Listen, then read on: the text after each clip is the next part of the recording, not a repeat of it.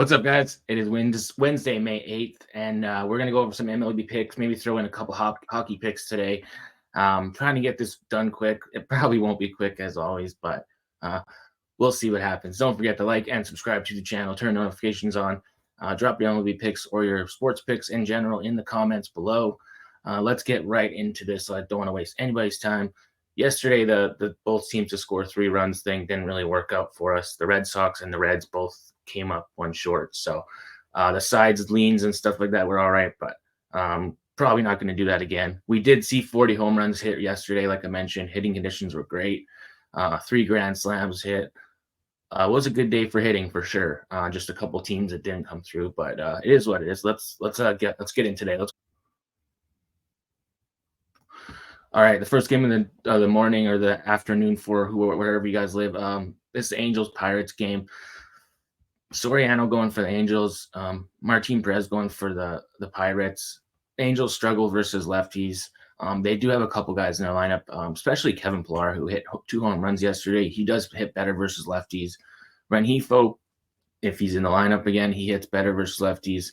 And then Zach Neto, not bad. On the other side, for the Pirates, O'Neill Cruz and Joey Bart. O'Neill Cruz, 4 home runs, batting .290 versus right-handed pitching. Joey Bart, 3 home runs, batting .259. Those are 2 guys I would look at. Andrew McCutcheon's also a good one. 3 home runs, batting .220. He actually hits better versus lefties too. As far as the weather, we see 10 to 12 mile an hour winds blowing out.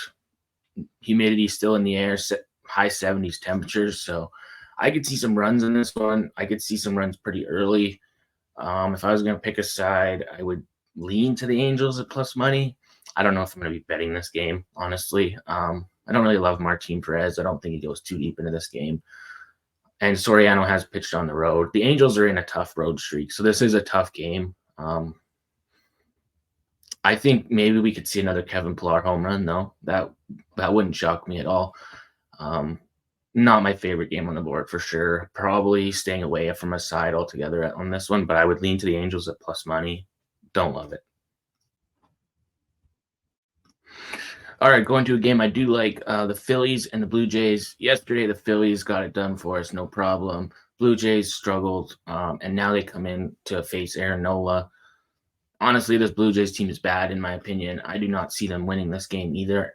Chris Bassett's going for the Blue Jays. He pitches even worse on the road, but he has an ERA this season up over 5. His expected ERA is 5.6. His actual ERA is 5.45. His road ERA is up over 6. So he's just not in really good form, in my opinion. Aaron Nola's been solid. I'm pretty sure the Phillies have won 5 straight when Aaron Nola pitches. I got to go Phillies in this one. This is Phillies for me or nothing. I cannot get to the Jays. The Jays have failed to cover the run line 5 times in a row. They're losing games left, right, and center. They cannot get their offense going. They're struggling everywhere. Phillies are on fire. They've won, I think, 11 straight games now, or 11 straight at home for sure. Maybe more than that in a row. But I got to go with the hotter team, the better team, and the better pitcher, in my opinion. So give me the Phillies. All right, going to Cleveland. We're seeing a crosswind in this one, but still not too bad as far as hitting conditions go. It is blowing 12 mile an hour right across the plate. Reese Olson and Tanner Bybee going here. Look, I lean to the Tigers in the first 5 innings to have this game tied, if not have the lead. This Tigers bullpen hasn't been my favorite lately. I don't know. I think the Tigers keep this game close enough through 5 innings. Reese Olson hasn't pitched terribly. Again, not my favorite game. I was kind of going back and forth with this one. Riley Green has been on fire, obviously, for the Tigers. 7 home runs, batting .270 versus righties. Kerry Carpenter has been all right. 3 home runs, batting .275. He does have a home run in his career off of Bybee. On the other side, Josh Naylor has been absolutely raking. He had another home run yesterday. He's batting .267 with 6 home runs versus right-handed pitching. This is the first time the Guardians will be seeing Reese Olson. So I'm just going with the Tigers to keep this one close through 5. As far as the full game, I don't know. The Tigers at plus money is intriguing, but I just don't have a full game side because I think this one could go either way by the end, honestly. So I'm just going to take the Tigers in the first 5 innings. All right, this Cardinals Mets game, I'm probably staying away from this one. I would lean to the Mets plus 1.5. Don't love it. This is a huge mismatch in the pitching department. We did see this exact same matchup like a week ago. Um, the thing here is the Cardinals are now without Wilson Contreras. He just broke his arm on a swing yesterday from a backswing from Martinez and hit him in the wrist. It was accidental, obviously. He was sitting further up on the plate than he should have been. Totally unintentional thing that happened. But now they're without him. They're hitting only like 170 versus left-handed pitchers over the last week. I don't trust this Cardinals team. Goldschmidt seems like he's swinging at everything. He can't do anything at the plate, really. Arenado does have 2 home runs and 21 at-bats in his career versus Quintana, but the Mets also know Sonny Gray very well. He's been hit quite a bit. Alonso has a home run. Harrison Bader, Francisco Lindor, 2 home runs and 23 at-bats. Starling Marte has a home run and 12 at-bats. JD Martinez, 1 home run, 13 at-bats. Tyrone Taylor has a home run and 8 at-bats. So these 2 teams know these opposing pitchers pretty well. As far as St. Louis, pretty neutral. I mean, still seeing a little bit of a boost today with that humidity still in the air. There could be a potential for rain as this game goes on. Winds kind of blowing in across the plate. But I'm not laying huge juice with the Cardinals. I mean, the Mets, I trust a little bit more right now. Probably not betting this game, but I'd rather take the Mets plus 1.5 than lay minus 170 with the Cardinals, even though this is a huge pitching mismatch, in my opinion. But I just think the advantage goes to the hitters in this one, seeing both these pitchers last week. So not my favorite game, probably staying away from this one. I don't know. We'll see as the day goes on, but right now I'd lean to the Mets plus 1.5. All right, there was Royals-Brewers game. Yesterday, I was on both teams to score 3 runs in this one. I didn't really lean to a side. I did lean to the Brewers, but they should have lost this game. If it wasn't for the bullpen giving up a 3-run home run in the top of the 9th, the Brewers would have lost 5-3, I think, would have been. Instead, they won 6-5. This one is a pretty big pitching mismatch, in my opinion.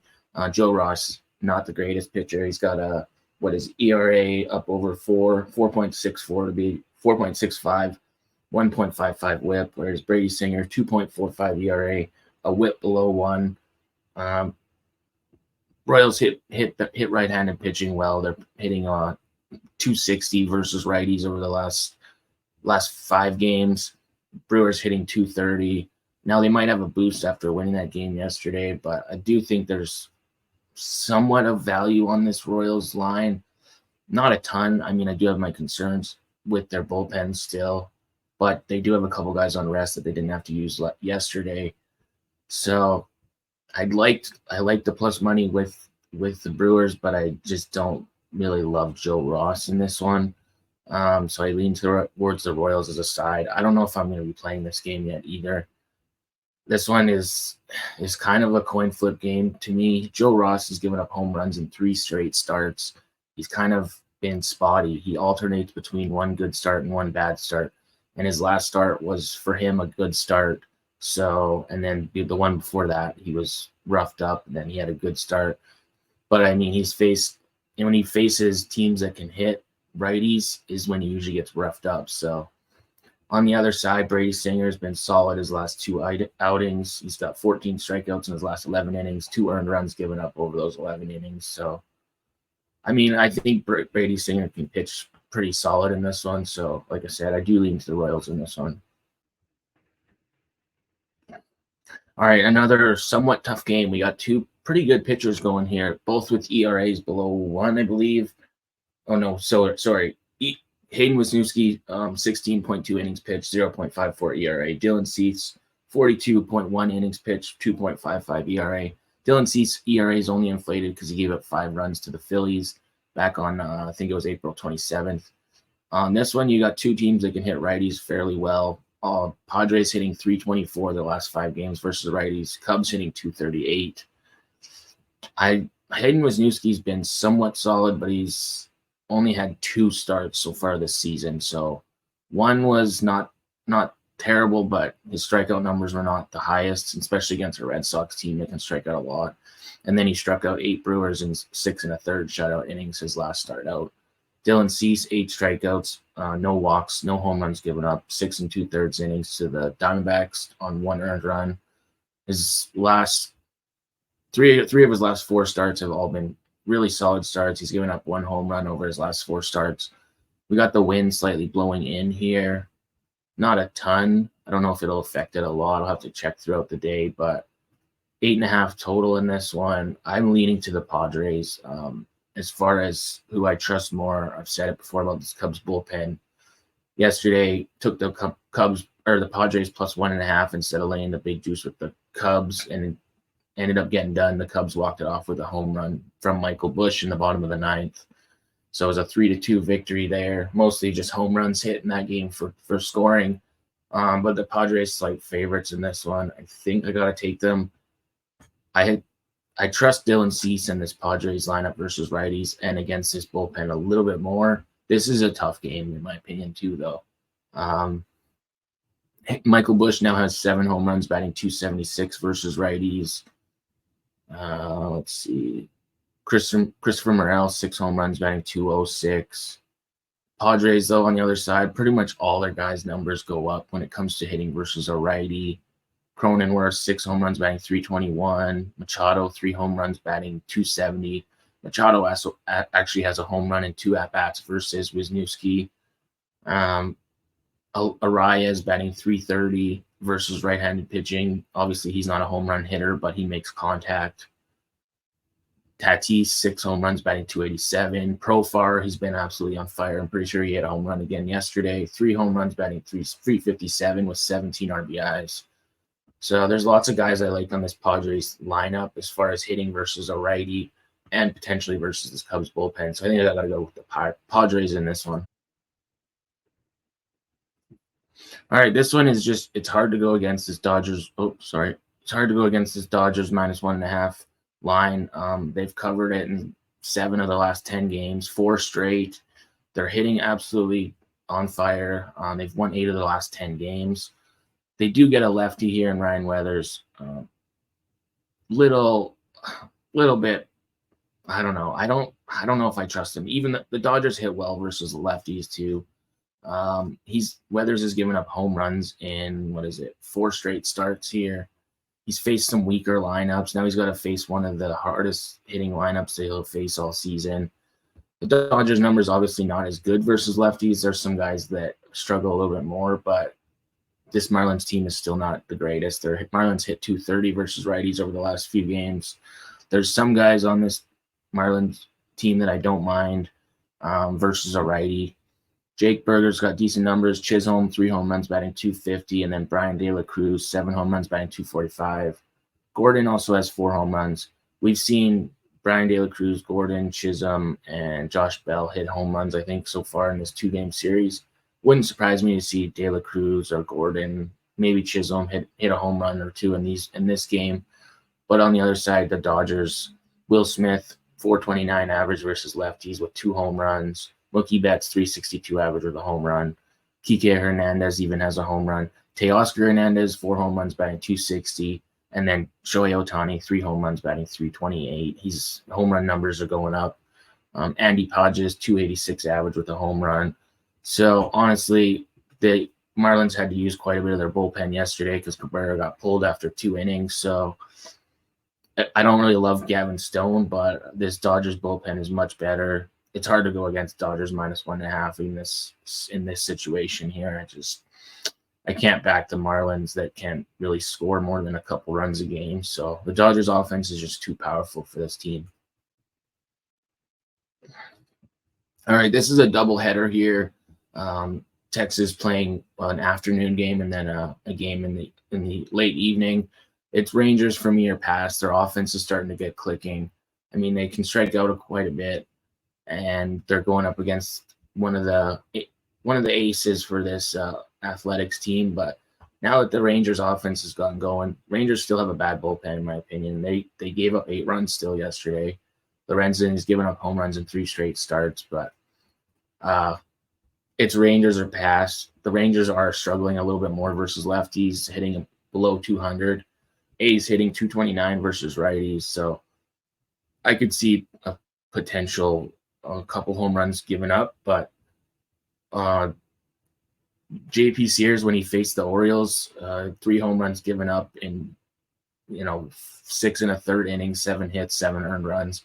He still had 8 strikeouts, so he could get some strikeouts here, but I don't know. It's Rangers or pass. I don't love this game a lot, but I think the Rangers offense is just clicking now, so it's kind of hard to fade them at this price, even with JP Sears on the mound.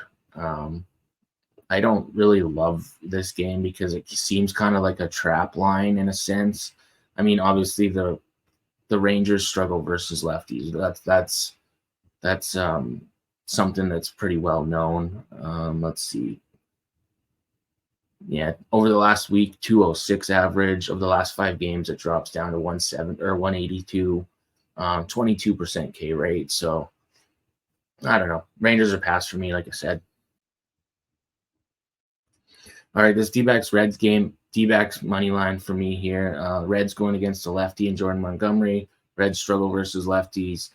Reds offense not really going really. Yes, they would have been shut out if it wasn't for the D-backs bullpen giving up the 2 solo home runs late in that game. I just think Arizona has the advantage here. I mean, Graham Ashcraft hasn't been terrible, and Jordan Montgomery did get roughed up his last start out, but that was to the Dodgers. So I mean, it is what it is. Ashcraft has been kind of so-so. His strikeout numbers are not huge, and the D-backs don't strike out a ton. Two bullpens I still don't trust, but I trust the D-backs lineup more right now. So give me the D-backs as slight favorite. All right, this game I was totally wrong on yesterday. I should have went with my gut and took Trevor Williams and the Nationals at big plus money. I don't know. I talked myself out of it. It was dumb for doing that. Trevor Williams still hasn't given up a home run. He shut out the Orioles. And anyways, that was yesterday. So now they got Mitchell Parker going against Kyle Bradish. Bradish has pitched 4 2/3 innings so far this season. I think he's got 1.93 ERA. Not a lot of data, obviously, to go for. Mitchell Parker, 2.53 ERA and 21 innings pitched. Mitchell Parker's been pretty great for this Nationals team, but he now gets a Baltimore lineup that hits really well, just below 300 average versus lefties, 273 average versus lefties this season. Better bullpen.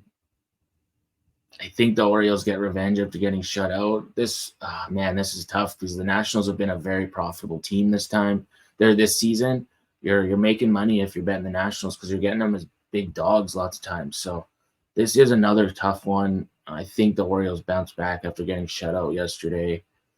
And Parker, I think he's been a little bit lucky. He did get roughed up a bit in his last outing. He gave up 3 earned runs to the Rangers.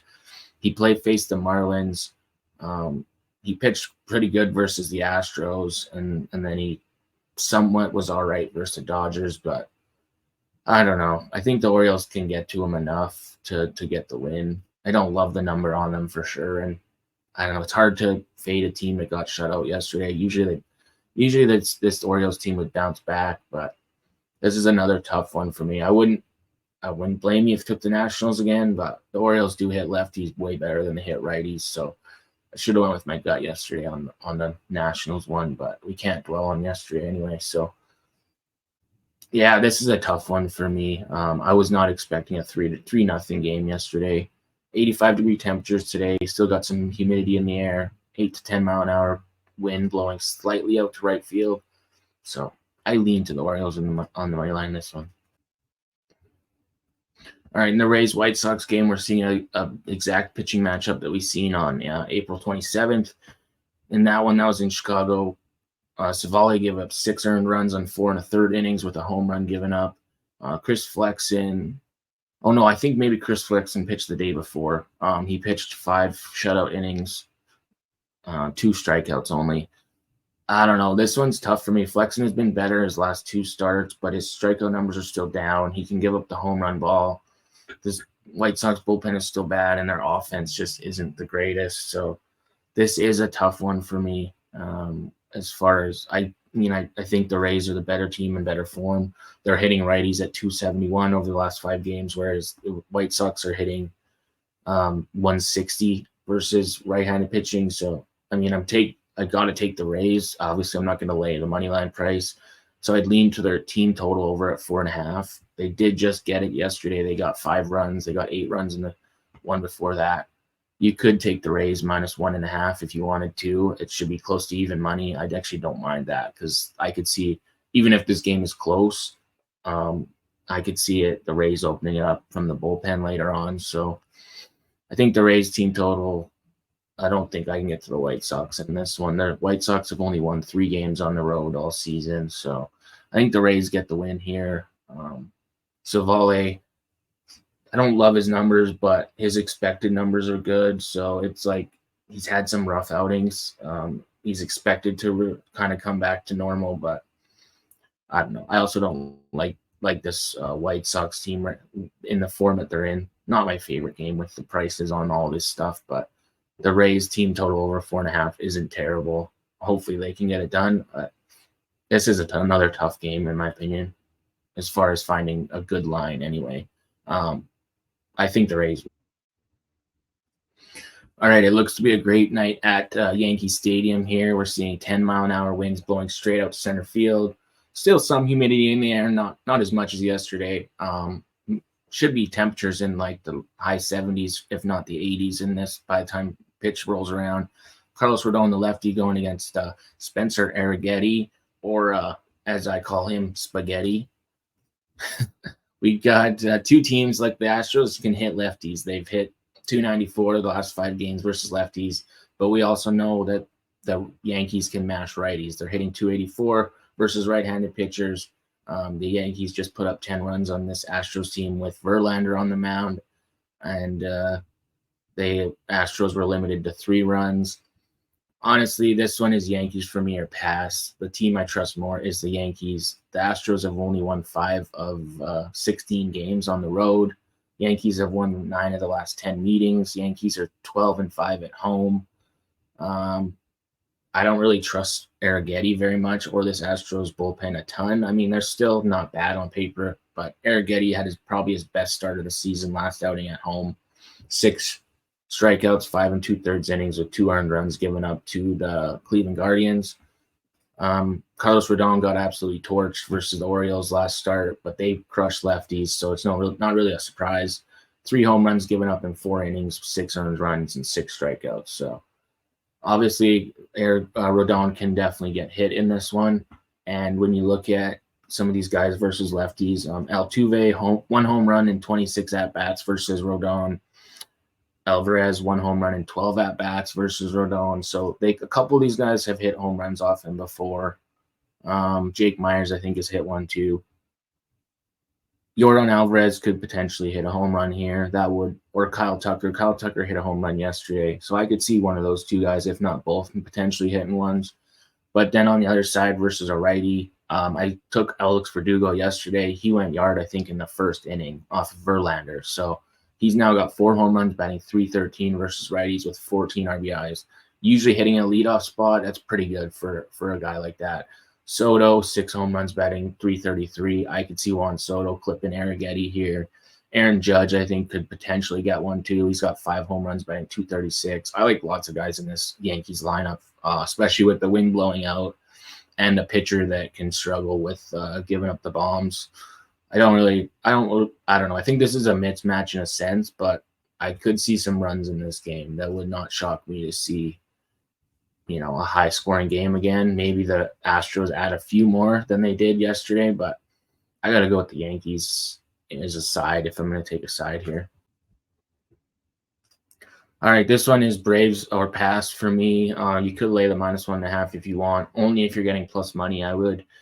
Yesterday, 4-2 game. I was not really expecting that, but this one, Chris Sale going. He is a former Red Sox, but the Red Sox strike out probably the most out of anybody in the league versus lefties. Chris Sale's strikeout numbers have been good. Red Sox kind of somewhat struggling. Pivetta goes. This Braves team knows Nick Pivetta very well. They have all pretty much this whole lineup has hit home runs off of Pavetta. Let's see. Let's go to the exact numbers. But all right, Orlando Arcia, 1 home run in 5 at bats. Travis d'Arnaud, 1 home run in 4 at bats. Austin Riley, 2 home runs in 16 at bats. Marcelo Ozuna, 4 home runs, 10 RBIs, 24 at bats. Still batting .250. Matt Olson, 1 home run in 8 at bats. So these guys know him pretty well. They've hit him before. It's going to be hard to get past this Braves team at home, I think. The Braves needed a win yesterday, like I said. I was expecting the Red Sox to get at least 3 runs there. They only got 2, but now the Braves kind of back into their form. I could see them taking this one too. They have struggled in their last 10 games, only winning 4 of them, but I think Chris Sale pitches good enough here against a team that strikes out a lot versus lefties. They can hit lefties, but they can also strike out a ton. So I don't know. It's hard going against a pitcher that used to, be on your team for so long, because you do know what a lot of his stuff that he throws. So that is the hard one here. But I think I don't know. I think I got to take the Braves. I don't trust the Red Sox to do enough to get this win here. I think it's Braves run line, Braves money line to pass here for me. All right, these two teams, yesterday was wrong. I said Twins are pass, and the Mariners got it done. Cal Raleigh hit a grand slam. Haniger hit a home run. This is a tough one again for me. We got George Kirby going, who's been actually pretty great this season. He struck out 12 Diamondbacks back in April. His last outing, only a couple strikeouts versus the Astros. But he's been solid as far as limiting runs and stuff. So on the other side, Chris Paddock, his ERA up over 4.78, 1.47 whip. He's gotten hit a little bit more than Kirby has for sure. Kirby's 3 straight games without giving up a home run. He faced the D-backs, the Astros, and then the pretty bad Rockies. So take that for what it is. But Chris Paddock, he had 10 strikeouts versus the White Sox, and then he gave up 4 runs and a home run to the Angels, but they ended up backing him up with his offense. His last outing, 6 strikeouts versus a Red Sox team that strikes out quite a bit, 6 shutout innings. So I think this game could be a little bit closer, kind of like the first game that we saw of this series. Both these teams batting in the 215 to 220 range versus righties over the last 5 games. Decent bullpens. I think they're pretty evenly matched. If you look at the last 2 weeks, Mariners 2.72 ERA. Twins bullpen giving up a little bit more, 4.91 ERA. So on a tough one for me, I lean to the Mariners. Probably, I don't know. We'll see how the day goes, but I'm probably not betting this one right at this moment. I'd like to see the lineups, but there's no, not really any pitcher versus batter matchup. As far as the Mariners go, they haven't really seen Chris Paddock a ton. Rojas has 2 RBIs off of him, but that's about it. On the other side, Carlos Santana has a home run in 3 at-bats. Other than that, it's just some base hits and stuff like that, a couple RBIs here and there. So, I mean, they've seen him. The Twins have seen Kirby a handful of times, basically. But the Twins have won 8 of their last 10 games. Mariners have won 6 of the last 10. The Twins have covered the +1.5 underdog part, the +1.5 as home underdogs 5 straight in a row versus the Mariners. So I take that for what it is. Maybe if you want to use the Twins +1.5, maybe as a parlay piece at -170 or whatever that would be, might be solid. The Twins have won 4 straight times versus as underdogs versus AL West opponents, but I think this is probably a closer game. I lean to the Mariners. Don't love it. I mean, I think there is some value with the Twins money line in this one as a home dog, but I think Kirby's the better pitcher in the start of this game than Paddock is. But man, Kirby's just he's been too good lately. His expected numbers are even better than his actual numbers, whereas Chris Paddock's expected numbers are pretty much exactly where he's pitching. So yeah, this one's a tough one again. I lean to the Mariners though. All right, and the final game of the MLB slate tonight is the Rockies and the Giants. Look, I'm not going to go over the game 2 of the Rangers A's because it's a doubleheader. I've said it before about what I'll say about doubleheaders, but for this one, it is Giants for me or pass. I am going to go over the 2 hockey games after this. I was going to put it on a separate segment, but I'll just put them in, I think, with this. But it's Giants for me or pass. The Rockies are hitting an abysmal 125 average over the last 5 games versus right-handed pitching. Giants hitting 226. Giants just got the win yesterday, 5-0 shutout. I was not expecting that, actually. Like I said, I thought the Colorado could score at least 3 runs yesterday, but now they get Peter Lambert, whose ERA is terrible. He's given up 6 runs or 4 earned runs. He gave up 4 earned runs to the Marlins, gave up a home run in 3 innings pitched, gave up 6 earned runs in 3 innings to the Mariners. And then that was both his starts, I think, this season. So this is his 3rd start.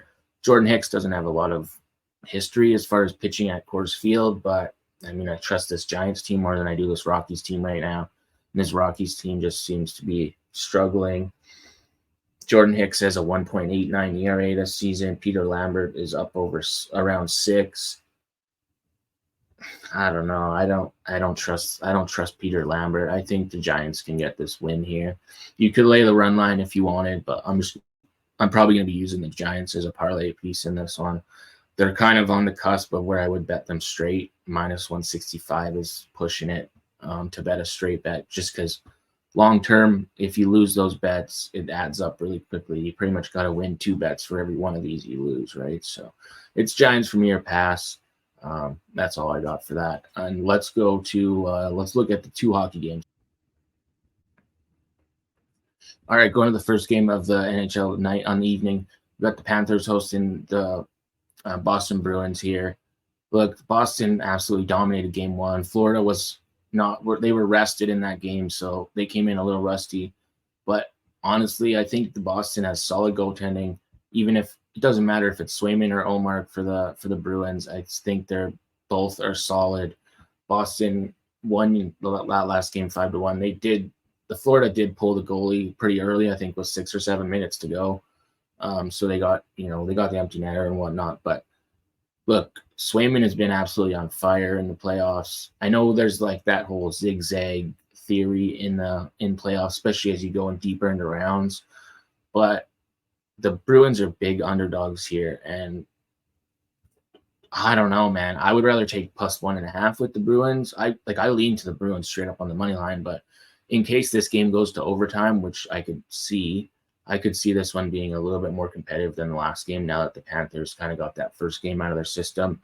But I mean, you're going to lay the same juice on the plus 1.5, maybe even get a little bit better line on plus 1.5 than you are on taking just the Panthers straight up. So unless you expect the Panthers to win this game by multiple goals, I would take Boston. I mean, Boston has lots of playoff experience.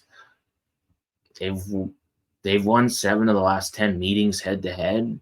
We've seen the most recent time in the last time they finished playing, it was in April, I think. It was a 3-2 overtime win for Boston. I wouldn't be surprised to see a game a little bit more like that, 3-2 overtime. We've seen it twice in the last couple years. We've seen 4 of the last 8 games go to overtime. So 3-way tie, honestly, you're probably getting at least plus 300 on it. I could see it happening, honestly. We've seen yesterday's both the Carolina and the Rangers game, and then the Stars and the Avalanche game. Both of them went to overtime. You definitely see a lot more tight games. Everything's on the line here. It's playoff time, so I'm taking Boston. I think Boston could win this game, but I would take them plus 1.5 just in case. It's up to you guys, obviously. Big plus money with Boston is definitely intriguing. I mean, the Panthers bounce back is very possible, but this game could go to overtime. I think the game potentially goes to OT, honestly. So let's go to the final game of the night. All right, the much anticipated battle of the Canadian teams in the West here. The Oilers and the Canucks. This is in Vancouver. Vancouver won all 4 games in the season series. Man, the Vancouver fans are just making them look bad. This is crazy. They already think they got the Stanley Cup in the bag. And I might be a little biased here as growing up as an Oilers fan, but I mean, I was wanting to see this matchup.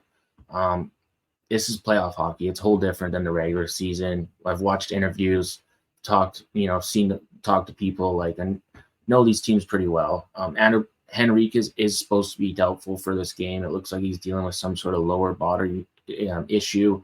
And then Elias Peterson is on the injury report. It's listing him as questionable. That's a big blow to the center line if he is out.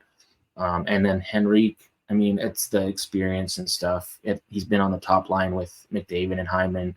So now it looks like they might be moving Janmark up to the top line. But you still got Nuge, Draisaitl, and Kane in the second line. Honestly, Stuart Skinner, Arturo Silvos. Stuart Skinner has been absolutely dominant. I trust him a little bit more. I also trust this Oilers lineup more. They have more playoff experience. This is Canada's team, I mean, in a sense. The Canucks did win the Pacific Division. They were 5 points ahead of the Oilers, I guess. I think it was 5 or 6 points ahead of the Oilers, but I don't know. It doesn't really matter that the Oilers lost those regular season games. They were in way different form at that time. I think the Oilers can get this one done. You're seeing it as a slight favorite, and I think that is because this is truly – if this was in Edmonton, I think the Oilers would be minus 160 or so just due to that home crowd advantage. But honestly, Artur Silvos is going to be facing an offense that he hasn't really seen before. He didn't get challenged enough in that Nashville series, in my opinion. They don't have nowhere near the offense that Edmonton does. And I think this is going to be an interesting game. I would like to see it. I'll definitely be watching this to see how this shapes up. But I want to see all those Vancouver fans just shut up because this is pretty bad, man. The way that they're acting, it's making us look bad. The Canucks are without Thatcher Demko still. I don't know, man. This is a tough game for me. I could see it going either way. The Oilers have had some time off. They haven't played since the 1st of May. It's like a week off. Vancouver's last game was on the 3rd. Vancouver played lots of lower scoring games, but like I said, that's a lot different offense.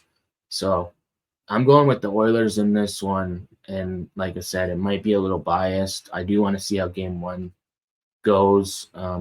It'll change how I maybe look at it a little bit. I'll definitely be, looking into this game. So feel free to fade if you want.